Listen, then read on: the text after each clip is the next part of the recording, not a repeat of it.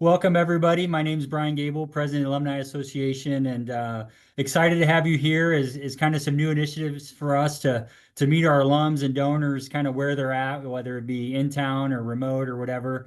We've been doing these coffee chats. It's our first one with College of Education and Dean Mulholland, and she'll be here to share some updates and certainly want to allow some time at the end for Q&A. But I know we've got some Dean's Fund donors on here, so thank you guys for your support. A ton of great things happening on campus because of all that you guys do and continue to do throughout the campaign and the sesquicentennial. But with that, it's my pleasure to welcome Dean Mulholland to talk about the College of Education and ask questions throughout or put them in the chat and we'll monitor and we'll go from there. So with that, I'll turn it over. Great, thanks, Brian. And what a delight to see so many familiar faces. And thanks for making the time. For those of you who are just joining, if you're not in Cedar Falls, welcome virtually to Cedar Falls. It is an absolutely gorgeous day outside. And if you are here, thank you for going inside to be on your computer for this half hour. It's the kind of day in late October that we need to be outside remembering this for the next couple of months. So it's my pleasure to be here with you today and to share some of the really great, exciting work that our dedicated faculty, staff, and students have made even better and stronger. And so I'll share the screen a little bit here and get going. So now let me see are we good, Ryan or Brian? A good thumbs up. Yep. Excellent. So I'm glad you're here. It dawned on me as I was preparing for this conversation that it's rare that I get to talk a little bit about my personal life. And I thought maybe this particular group, which I see some friends and familiar faces, even some neighbors, that you might want to know a little bit more about me. So I wanted to share with you a little bit about my family. And this would look like we're huge baseball fans, but we're really Chicago fans as well. But on the left is my family, my husband Jarvis, and I have a 11-year-old daughter, a 5th grader, Maeve, and she's there. She's next to me. And I have a 9-year-old 4th grader named MJ. And so this is my family. On the right, I wanted to highlight my 2 daughters. We're very proud of them. I also wanted to highlight that as important as my title sounds, and I'm so proud to be the Dean of this College of Education, I'm also just a mom figuring out how to navigate through all of this, because the sign you see on the right picture to the left is the sign that says, please don't climb on this glove. So, and I would also say that, I need one picture every year for our Christmas card. So maybe I have that here from our 4th of July trip to the College of Education, or excuse me, to the Cubs game in Chicago. I would be remiss if I didn't then say, really, I'm sharing this with you because my why is pretty important. In my own house, I have 2 elementary aged children, and I see the impact that teachers have on them every single day. And I have sometimes I'm in it a little more than I need to be with the teachers, but I certainly appreciate what they do. And I get to be in a front row to not only the work that my children are doing in schools and what their teachers are doing, many of whom are alum at UNI, but I also then get to utilize that to inform the work that we do here in the College of Education. So today I want to share a little bit about some information or statistics and numbers around our undergraduate students. I want to feature some of our emerging growth in our graduate programs, and I want to share with you what's on the horizon. So I know on this screen I have alum and I know I have emeritus faculty and fans of the College of Education. And I wanted to situate the College of Education around these three kind of buckets, if you will, of who we serve. And so we serve our residential students. These would be new students from high school or transfer students, in which we have articulation agreements with all 15 community colleges across the state. They're bringing in more and more credit each year through dual enrollment. And we have a beautiful building in the Schindler Education Center where it's our hub, and students come, and there's high traffic. In fact, I could just hear them. And there's a classroom, you can't hear it, but there's a classroom right above me where there must be something very exciting going on right now. But we are in the midst of week 10 of this semester, and our residential students are here loving this weather, and that's a major population that we serve. We also are seeing tremendous growth in our online programs, and we serve students who really range in age demographics and in their purposes. So sometimes we see students who may be, we would say, place-bound. We serve students all across the state of Iowa. And so it's not easy to get to Cedar Falls for a Monday, Wednesday, Friday, 1 to 150 class. But we've really worked hard, and credit to our faculty and our academic leaders in the college for thinking about how to bring that excellent instruction to the online format and still have very engaging online classes, courses, and programs. The community that is built in our online programs is just as strong as the community built in our residential programs. So we're quite proud of that work as well. And lastly, I would be remiss if I didn't say that we are committed to serving Iowa's workforce in the classrooms and school buildings across the state. We are enhancing our offerings for additional endorsements, teaching license areas, in a way that allows us to work with current teachers who may want to add more to their career development and add an additional license to their career. Some who stay in the classroom, and some who advance along the way in their career, principalship, superintendency. So we are very proud of our past. We're celebrating our sesquicentennial, and I'm confident in saying this college, no matter how it was made up, existed on the very first day of this university 150 years ago. So exciting. So let me tell you a little bit about who our students are. For the first time, perhaps ever, our top feeder high school is Cedar Falls High School. And for those of you who don't know, there is a brand new, they're in year 2, state-of-the-art high school adjacent to our athletic fields. And so it's literal walking distance from campus. And we are really, really proud that the students going to Cedar Falls High School, the students who live in our community, are starting to choose UNI much more. And so I share these top feeder high schools. You see Western Dubuque, that would be the northeast corner, 2 different districts in the Cedar Rapids area, which would be Prairie High School and Center Point, and then Waterloo West. So we know that this is where our students are coming from to our college and to study to become, in most cases, early childhood and elementary education teachers. As I mentioned earlier, we have very strong relationships with all 15 community colleges across the state, and our transfer numbers continue to rise in enrollment.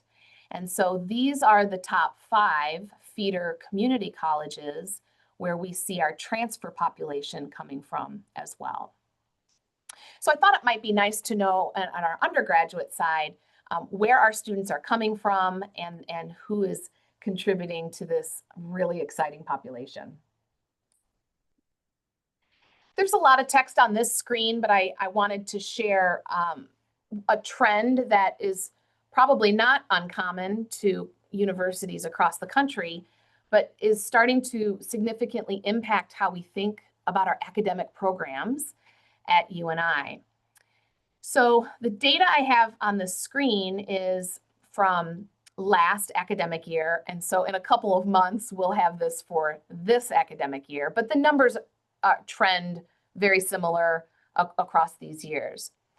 The average UNI student comes into our university with almost 22 credit hours of usually dual enrollment credit, okay?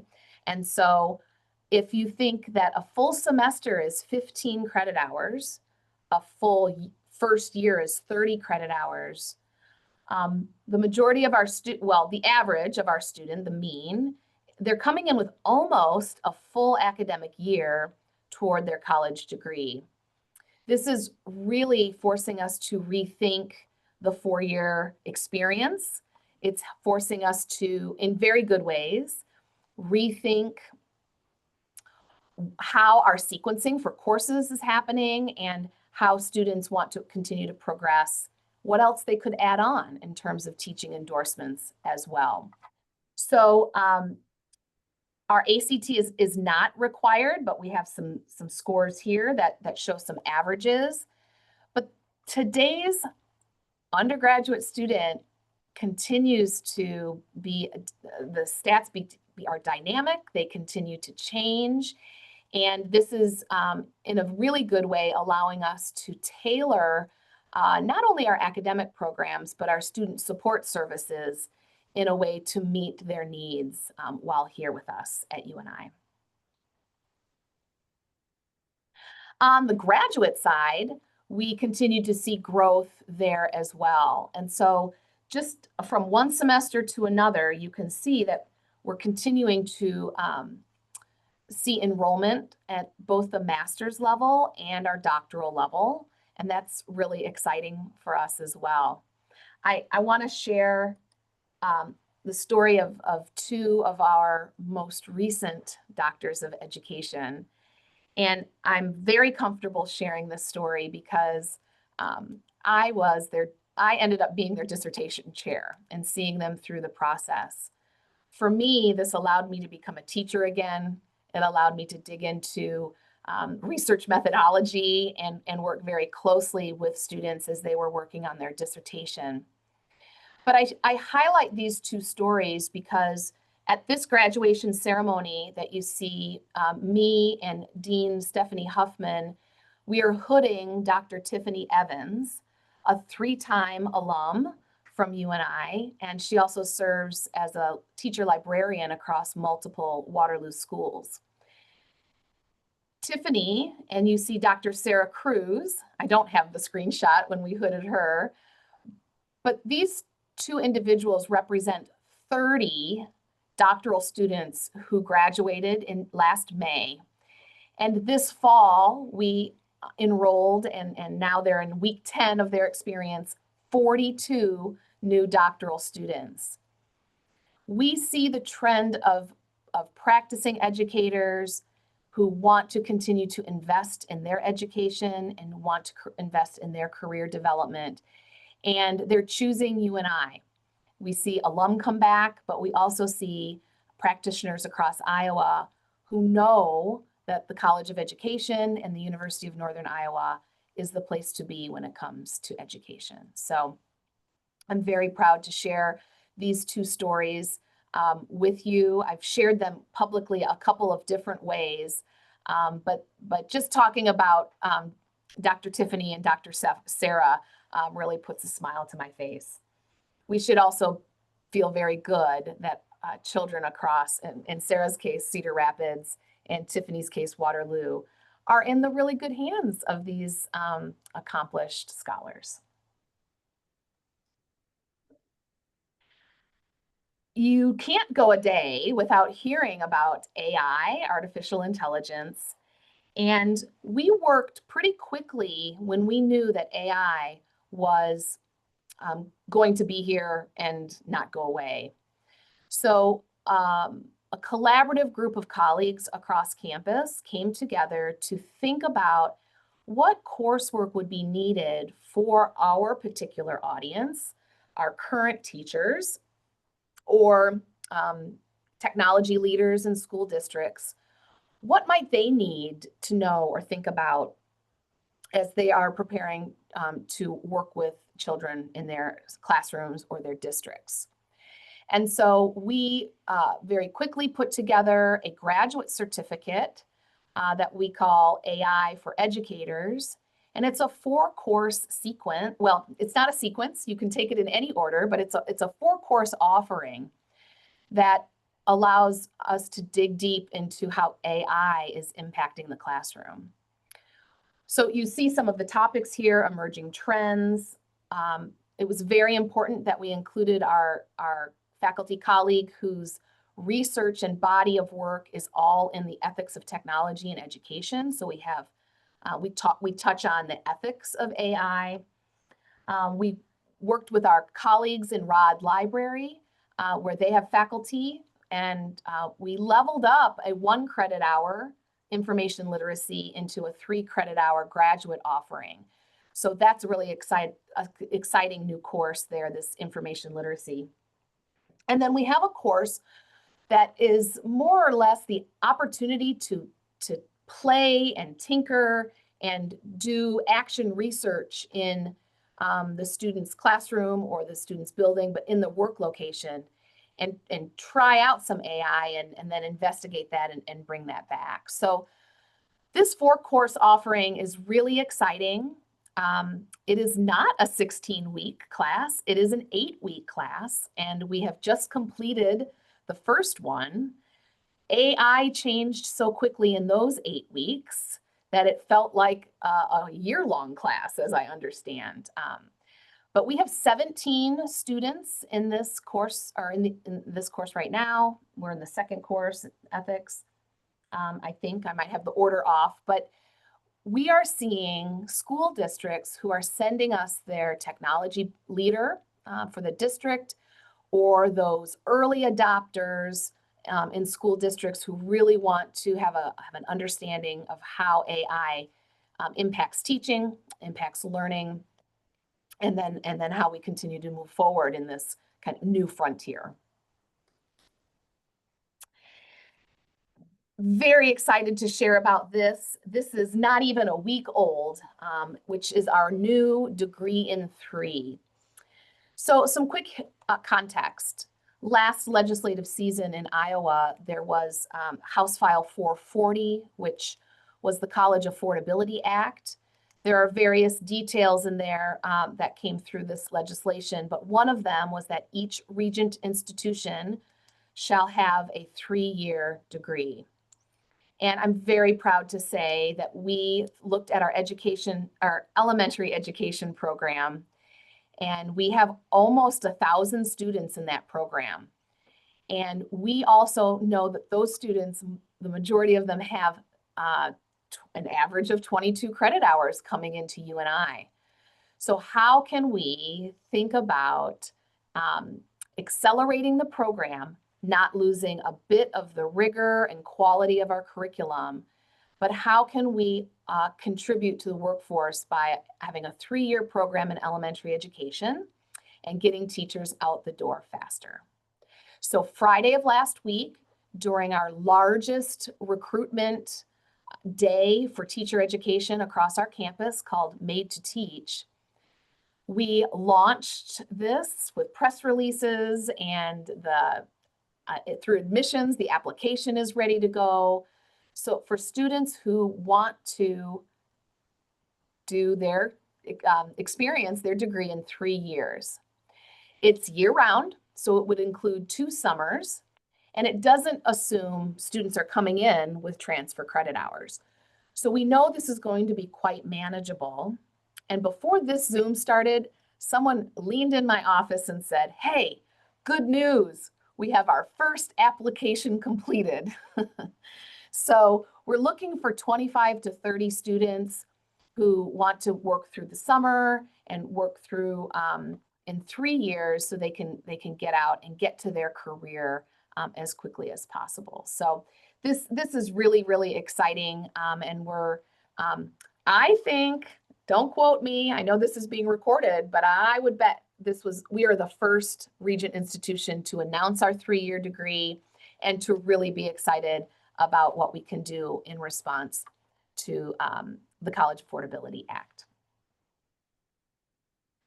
So the other thing that I'll put in the chat once I stop sharing my screen here, but I just want to remind folks, and I'm guessing that almost everybody on here either received the email of our Premier magazine or the physical copy of that. This is our annual meeting, our annual publication where we share all of these great things. And there's more, there's way more. I could fill up another 2 weeks talking to you about the great work that's here in the college. And I'll put the link that gives you to the digital version. And we do have more hard copies. If someone were to want one, we can make sure that you get that. So I'll jump off my screen share here and I will hand it back over. I don't know if there were questions in the chat. Yeah, feel free to questions in the chat, but Colleen, I'll maybe ask, a lot of great news around the neighboring state rate too, and I know it's probably too early to tell, but how do you expect kind of that program to affect student enrollees and some of that in the College of Education from, the neighboring states? Yeah, so we are starting to see at these like Friday recruitment days that admission puts on, and last week we had Friday for a made to teach, but Saturday was a general admissions day. At that one on Saturday, more than half of the room was from Illinois. We are starting to see great interest from Illinois, from Wisconsin, and from Minnesota. That makes sense, proximity wise, and then population wise, it makes sense as well. Proportionate to what we would see from South Dakota, for instance. What we're excited about that, and the students can come in and we prepare them for a teaching license in the state of Iowa. But what we're hearing more is, well, I want to go back to Illinois and teach, or I really want to teach back at home in Wisconsin. And we've perfected our spiel, if you will, because the answer is this: absolutely. We want you to come to UNI. We prepare you for an Iowa teaching license, but then there is very easy reciprocity across most states. So once you have an Iowa teaching license, many times it's a nominal fee or an application to transfer and then get an additional state license. So we think that that's an asset for particularly our neighboring states. Sometimes our students find their life partner here and they just don't realize they're going to stay in Iowa.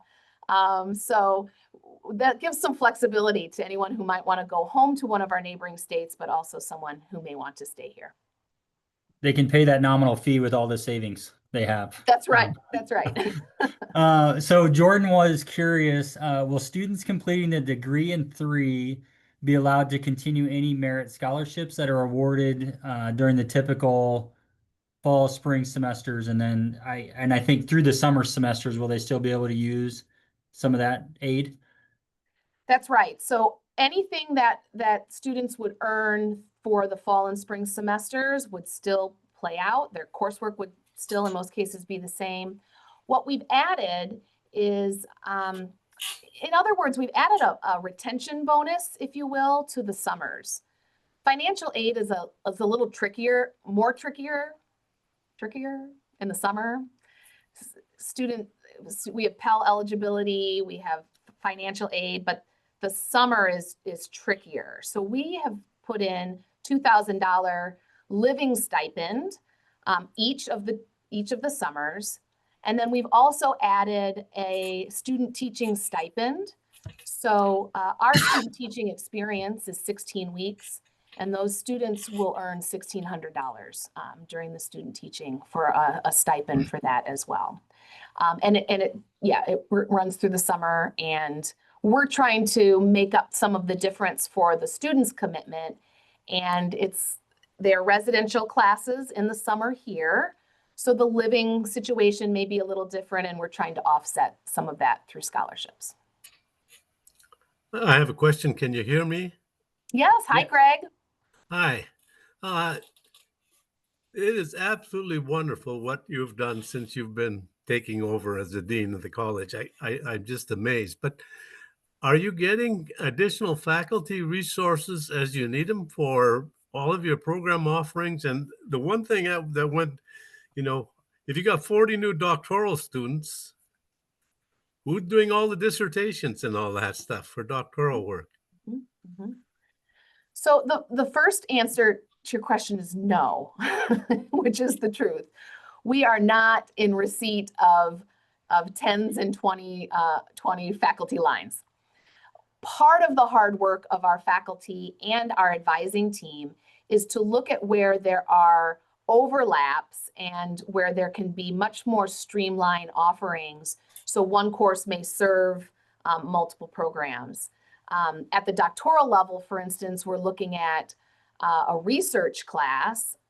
Research is research. So could one course serve multiple graduate programs instead of smaller, low-enrolled classes that are maybe disciplinary specific, but still at the core are about research? Your second question is that the doctoral program is actually a college level program. So all faculty, all graduate status faculty in our college, and we reach out to others across the university, serve on those dissertation committees. So it's not limited to one department and one discipline. It's an interdisciplinary doctorate. And anyone who wants to participate, we can kind of onboard them as committee members and then take over as dissertation chairs eventually. One more question I have.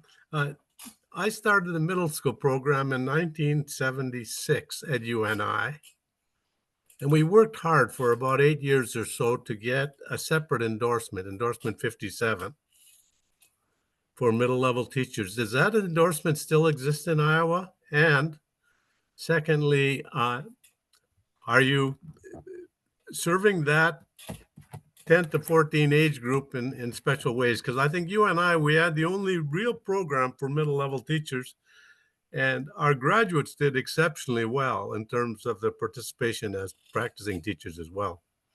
Yeah. Yes, Greg, great question. I don't know what the number of the endorsement is, but we indeed do have middle level education here. It is a dual major so that students who are pursuing elementary education can double major in middle level, or students who in a secondary like math teaching for middle school and high school could also have middle level as well. We have about 90 to 100 students in that dual major right now. And you're right, there are not a lot of middle school programs around, but we're glad to keep having ours. Absolutely wonderful. Thanks.